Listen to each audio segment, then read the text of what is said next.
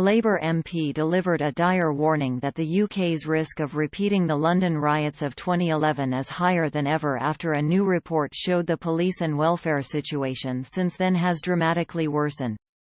A Labour MP delivered a dire warning that the UK's risk of repeating the London riots of 2011 is higher than ever after a new report showed the police and welfare situation since then has dramatically worsened.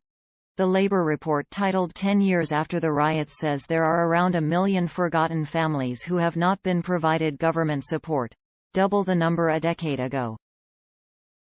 Speaking on Sky News, Mr. Reid explained, "In the 10 years since the riots, we've now reviewed whether the government has acted on what they found.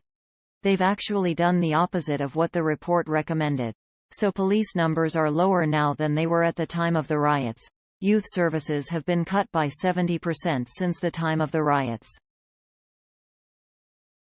And the key finding that the report came out with what there were 500,000 families who needed support to bring up their children safely but weren't getting it. By the government's own figures, there are now 1.6 million children in those circumstances in need of support but not getting it. This means the level of risk we're carrying as a society today is even higher than it was at the time of the riots. Ms. Burley interrupted and asked whether the UK was in a tinderbox situation where further riots could break out. Mr. Reid said it would be accurate to describe it like that but fell short of saying riots would definitely happen.